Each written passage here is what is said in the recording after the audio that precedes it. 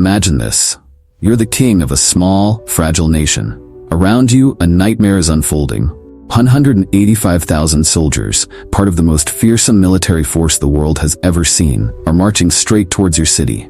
Every nation that has stood in their way has fallen. Their armies have wiped out everything in sight, cities burned, kingdoms shattered, people taken as slaves, and now they're at your doorstep. You've heard the stories. The Assyrians, they don't just conquer, they destroy. They humiliate. Their cruelty is legendary. You know what's coming. They've never been defeated, and now they want what you have. Your kingdom, your people, your life. The Assyrians have a reputation for not showing mercy. Surrender doesn't mean survival, it means enslavement or worse. Yet in the face of such overwhelming power, you're the king of a nation that still clings to hope. But where does that hope come from? What would you do? Would you raise the white flag? Beg for mercy? Or would you stand firm, knowing that doing so could mean the destruction of everything you love? What would it take for you to believe that you, against all odds, could survive? This is the story of Hezekiah, a king who faced a choice that seemed impossible. Surrender and survive, or trust in the power of his faith, in his God, to save what no human army could defend. But this is no ordinary story of war and kings. What happened next is nothing short of miraculous. Because on the night when all hope seemed lost, 185,000 soldiers, men who were sure of their victory, never even lifted their swords. An unseen force was about to intervene, a force far more powerful than any military. But before we get to that, let's rewind the clock. How did this small kingdom of Judah end up in the crosshairs of the Assyrian war machine? What led to this final, desperate standoff? And how did one king's faith, against all odds, change the fate of an entire nation? Get ready for a journey into the past, where faith meets fear, where prayers are answered in the most unexpected way, and where one man's trust in God shook the foundations of an empire. Hezekiah's faith and reform.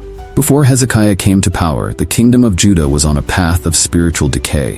His father, King Ahaz, had led the people astray, worshipping false gods, building altars to idols, and even sacrificing his own children in acts of pagan ritual.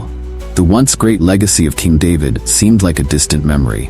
The people of Judah were lost, confused, and cut off from their relationship with God. But then came Hezekiah. At just 25 years old, Hezekiah ascended to the throne, and from the very beginning, he was determined to bring his kingdom back to God. He wasn't just another king trying to hold on to power. He was a reformer, a man of deep conviction, who was willing to make bold decisions, even if they weren't popular. The first thing Hezekiah did was attack the very heart of Judah's idolatry. He tore down the high places, those sacred altars built for the worship of false gods, which had spread like a plague throughout the land. He shattered the sacred stones and cut down the Asherah poles, symbols of pagan worship that had taken root over generations.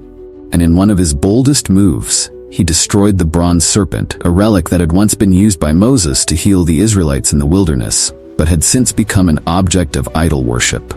It was a drastic step, some might have thought reckless.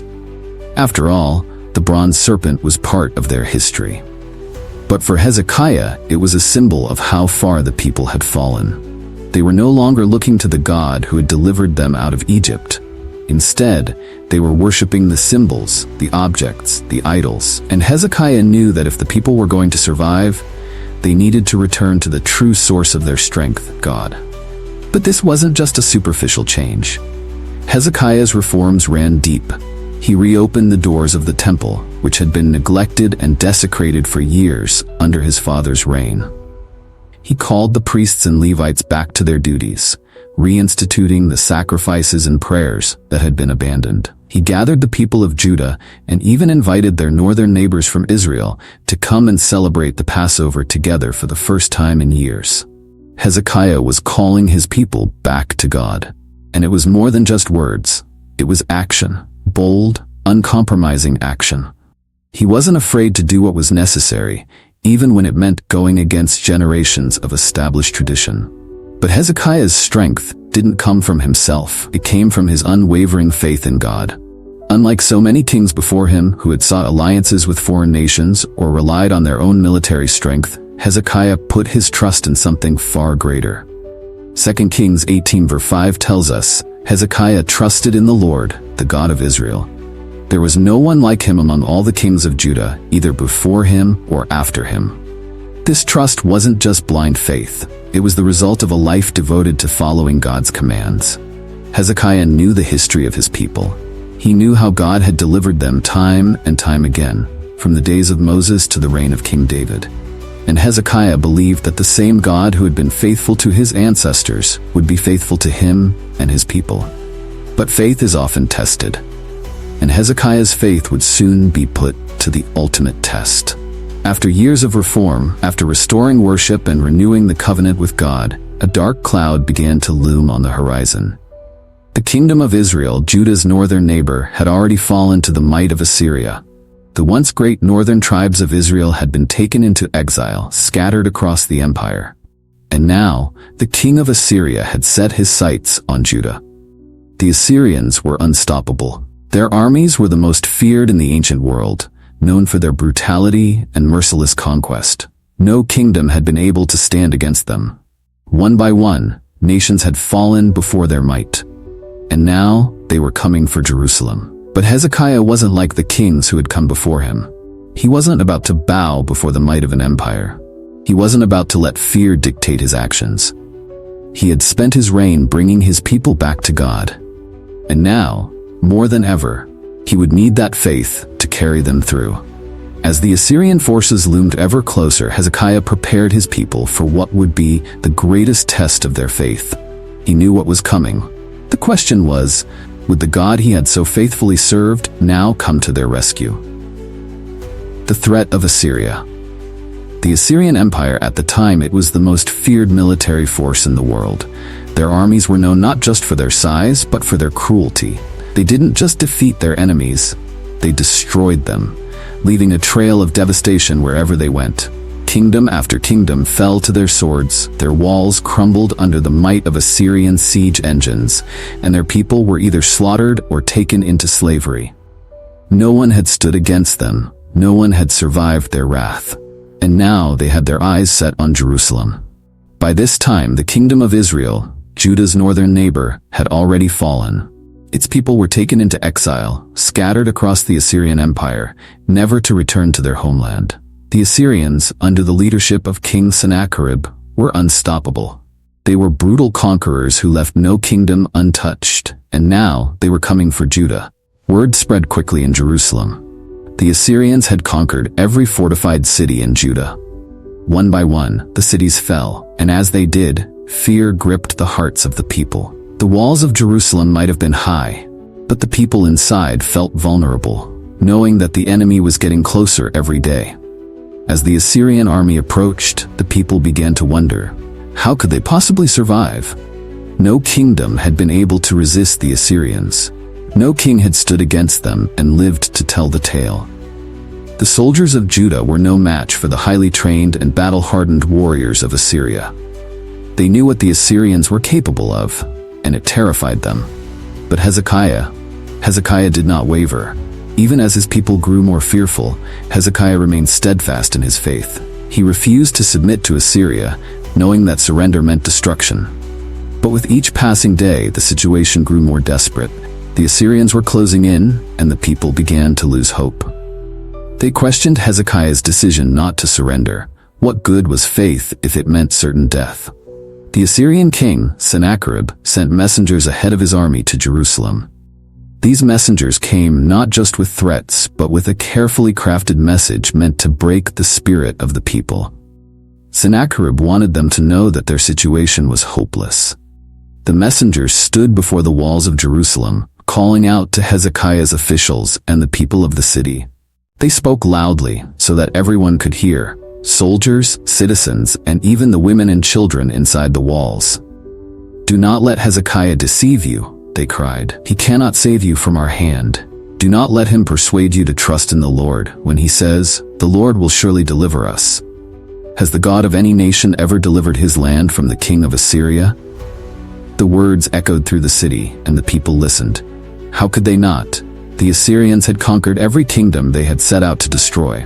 What hope did Jerusalem have? What hope did Judah have?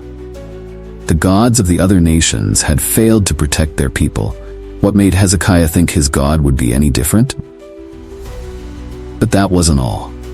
The messengers went further, mocking Hezekiah's efforts to reform the kingdom, to bring the people back to worshiping the one true God. Do you think that your God will save you because Hezekiah destroyed the high places and altars in Judah? Look around you. The nations that trusted in their gods have all fallen to the might of Assyria. And you will suffer the same fate.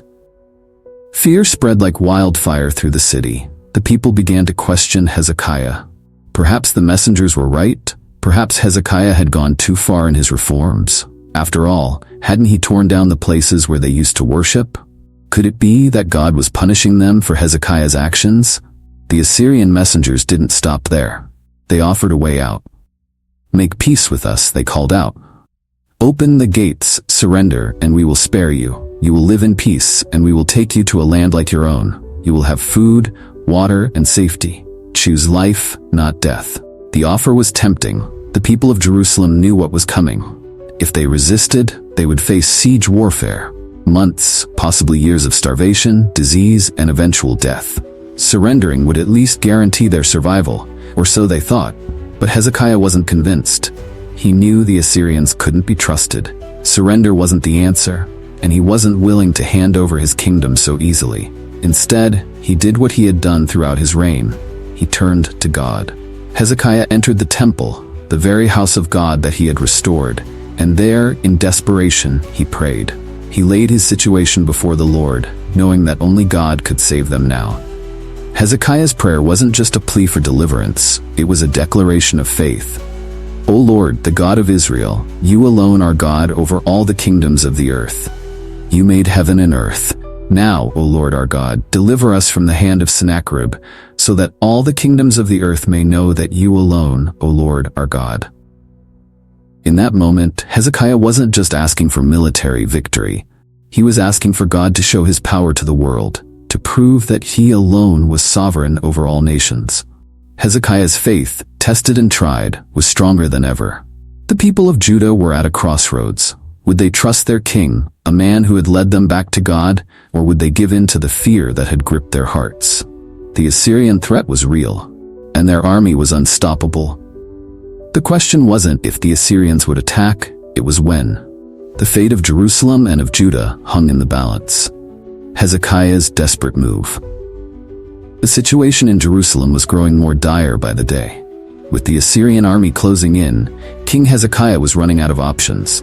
The fortified cities of Judah had already fallen, and Jerusalem now stood as the last stronghold. The people within its walls were terrified, watching as their neighbors were swept away by the unstoppable tide of the Assyrian Empire. Hezekiah knew the reputation of King Sennacherib. The Assyrian king was not one for mercy or diplomacy. His army didn't just defeat its enemies, it obliterated them. No kingdom, no city had survived the onslaught of Assyria. In a moment of desperation, Hezekiah made a difficult decision. He sent messengers to King Sennacherib with a message of submission. "I have done wrong," he said. "Withdraw from me, and I will pay whatever you demand." It was an admission of defeat, but Hezekiah hoped it would buy his people time to avoid the total destruction that had befallen other nations. The Assyrian king responded swiftly. His demand was staggering: 300 talents of silver and 30 talents of gold. This was an enormous sum, far more than Hezekiah could easily provide. In order to meet the demand, Hezekiah was forced to strip the gold from the doors of the temple, the very temple he had worked so hard to restore. The sacred building was left bare, and the treasures of the royal palace were emptied to meet the Assyrians' demands. The payment was sent. But even after receiving the ransom, King Sennacherib was not satisfied. He had no intention of withdrawing. The Assyrian king wanted more than silver and gold. He wanted total submission. He wanted Jerusalem. Soon after, the Assyrian army arrived at the gates of Jerusalem. Sennacherib sent a large delegation, including his supreme commander and chief officer, to deliver a message. The people of Judah gathered along the walls of the city, watching with fear and anxiety as the Assyrian envoys called out to them. The message was clear: surrender or face annihilation.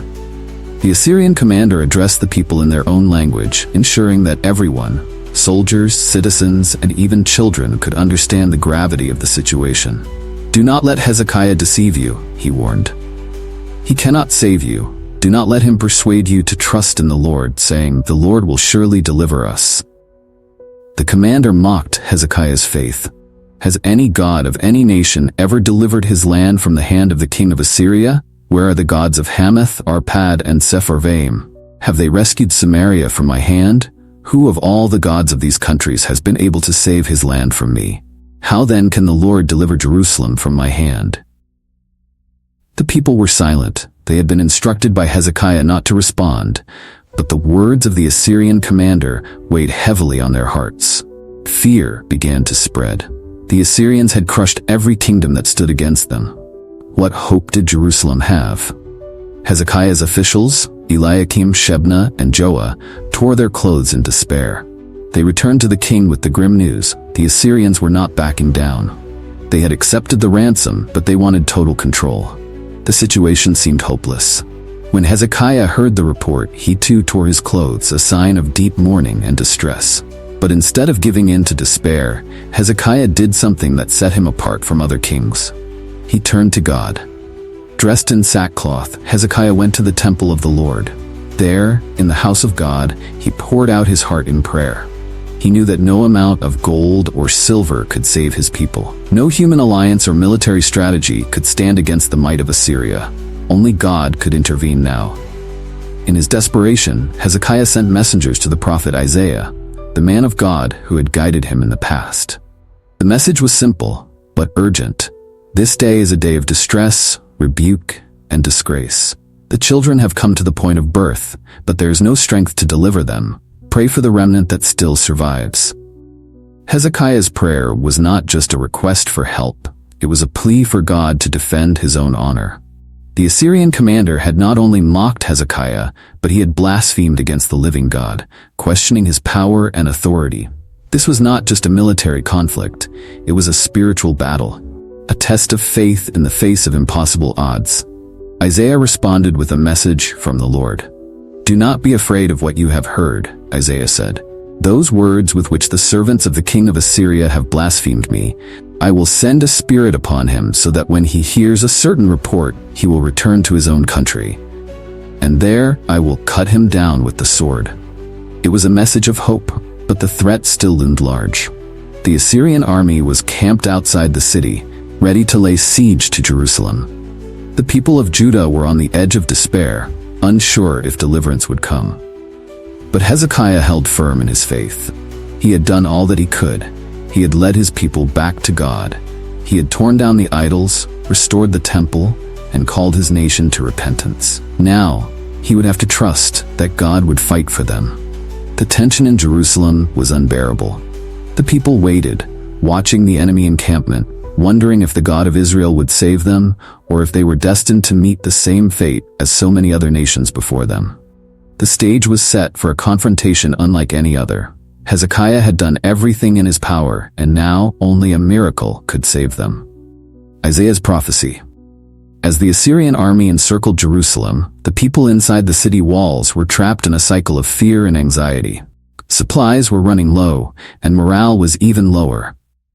They knew what was coming. They had seen it happen to their neighboring cities, cities that were reduced to ashes by the unstoppable might of Assyria. The shadow of destruction loomed over them. But in the midst of the fear, Hezekiah held on to a glimmer of hope. Hope that came from the word of the Lord, spoken through the prophet Isaiah. Isaiah was no stranger to Hezekiah. Throughout his reign, the prophet had served as a spiritual guide, delivering messages from God in times of peace and war. And now, at the darkest moment of Hezekiah's rule, Isaiah came with a message that would change everything. The king's messengers returned from Isaiah's home with a word of prophecy, an answer from the Lord himself. "Do not be afraid of what you have heard," the prophet said. The blasphemous words spoken by the servants of the king of Assyria. God has heard them, and soon Sennacherib will hear a report that will cause him to return to his own country. There, he will be cut down by the sword. It was a bold prophecy. The Assyrians were at their doorstep, and their army had destroyed every kingdom that stood in their way. Yet, Isaiah's words carried a divine certainty that couldn't be ignored. God himself had spoken, and he had promised deliverance. For Hezekiah, the prophecy was a lifeline. In the face of overwhelming odds, Isaiah's message renewed his faith. He had already done everything in his power. He had sent the ransom, prayed in the temple, and turned to God for guidance. Now, all he could do was trust in the word of the Lord. But the people of Jerusalem, they weren't so sure. As they watched the enemy encampment grow outside the city walls, doubt crept into their hearts. Isaiah's prophecy sounded good, but how could they be sure it was true? The Assyrians were right there, ready to strike. And the king of Assyria had never been defeated. Days passed and nothing seemed to change. The Assyrian army remained outside, waiting for the right moment to attack. Inside the walls, the tension grew unbearable. Every sound, every movement from the enemy camp sent waves of panic through the city. Would Isaiah's prophecy come true? Or had Hezekiah's faith led them to certain death? Meanwhile, Sennacherib was growing impatient. He had taken every major city in Judah except Jerusalem. The people of Judah had already surrendered their silver and gold, but now he wanted more. He wanted complete control over Jerusalem. He wanted Hezekiah's surrender. So once again, Sennacherib sent messengers to Hezekiah. This time, the message came in the form of a letter delivered directly to the king. The letter was filled with threats and mockery. Sennacherib taunted Hezekiah, telling him not to trust in the God of Israel. Do not let the God you depend on deceive you. The letter said, Jerusalem will not be delivered. Have you not heard what I and my predecessors have done to all the other nations? Their gods were powerless to save them, and your God will be no different. It was a direct challenge, not just to Hezekiah but to God himself. Sennacherib was daring the God of Israel to act, confident that his army was invincible. When Hezekiah received the letter, he did not respond with fear. Instead, he went to the temple once more. This time, he spread the letter out before the Lord, laying it at God's feet. And there, in the quiet of the temple, Hezekiah prayed. O Lord, the God of Israel, enthroned between the cherubim, you alone are God over all the kingdoms of the earth. You have made heaven and earth. Give ear, O Lord, and hear. Open your eyes, O Lord, and see. Listen to the words Sennacherib has sent to insult the living God. It is true, O Lord, that the Assyrian kings have laid waste to these nations and their lands. They have thrown their gods into the fire and destroyed them, for they were not gods but only wood and stone, fashioned by human hands.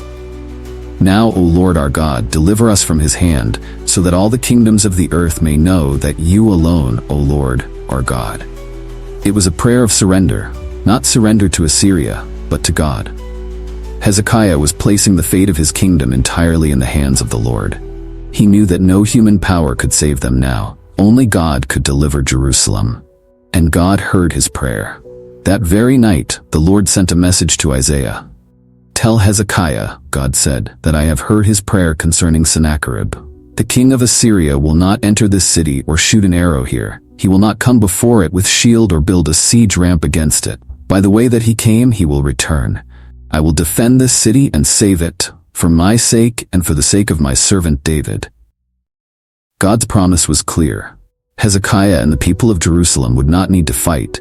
They would not need to defend their city with swords or shields. The battle would be the Lord's. But for now, they waited. The angel of the Lord's intervention night fell over Jerusalem. The city was silent, gripped by fear and uncertainty. Outside the city walls, the Assyrian army lay in their encampment, preparing for what they thought would be a final, victorious assault. 185,000 soldiers, experienced, battle-hardened warriors, were ready to bring destruction to Jerusalem, just as they had done to countless cities before. But inside the walls, something far greater than fear was taking hold.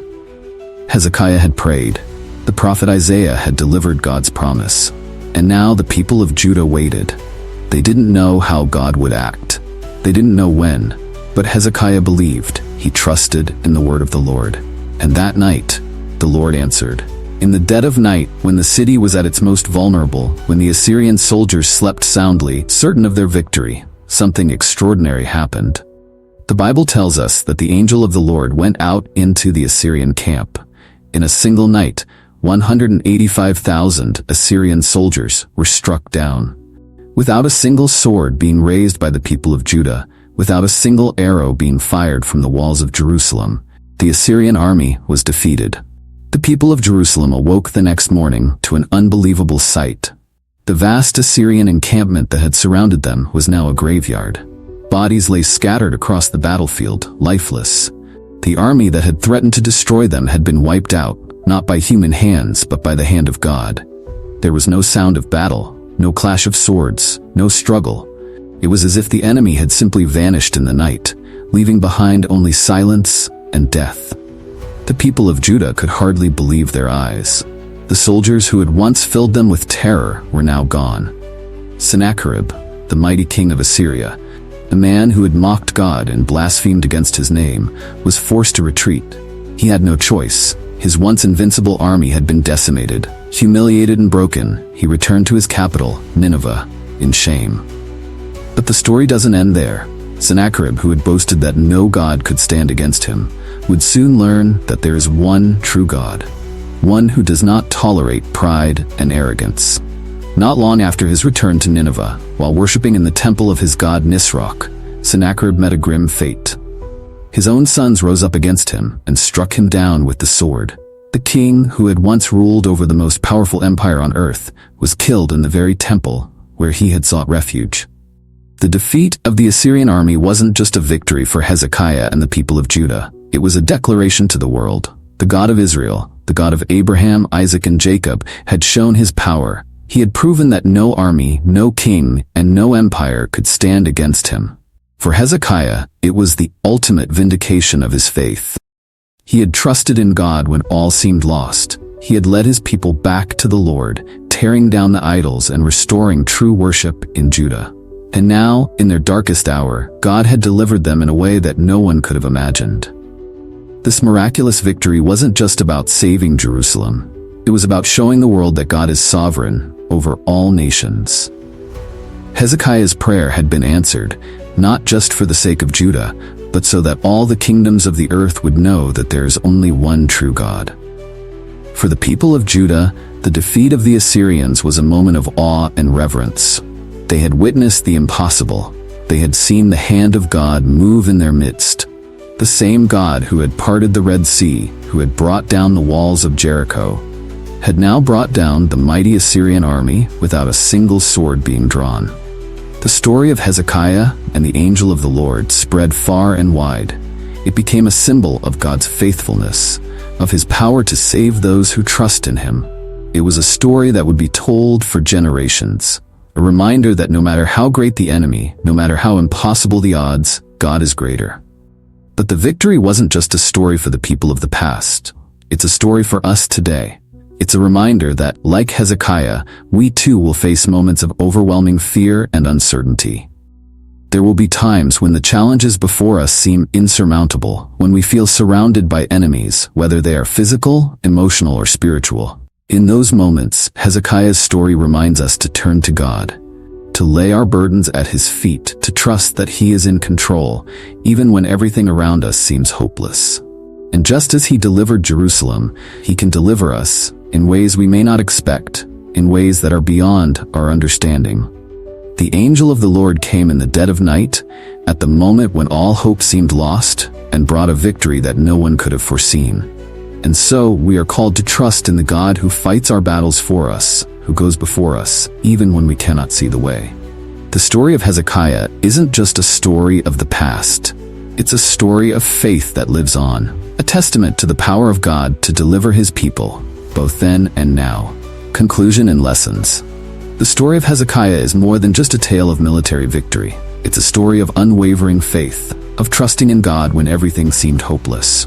It's a reminder that even in our darkest moments, God is with us. He hears our prayers, he sees our struggles, and he fights battles we cannot see.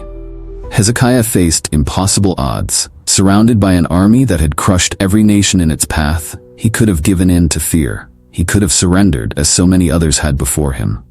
But instead, Hezekiah turned to God. He laid his fears, his doubts, and his burdens at God's feet, and God responded in a way that no one could have imagined. The destruction of 185,000 Assyrian soldiers wasn't just a victory for Judah. It was a declaration to the world that the God of Israel was the one true God, sovereign over all nations and empires. It was a reminder that no matter how great the enemy, no matter how dire the situation, God's power is far greater. But what about us today?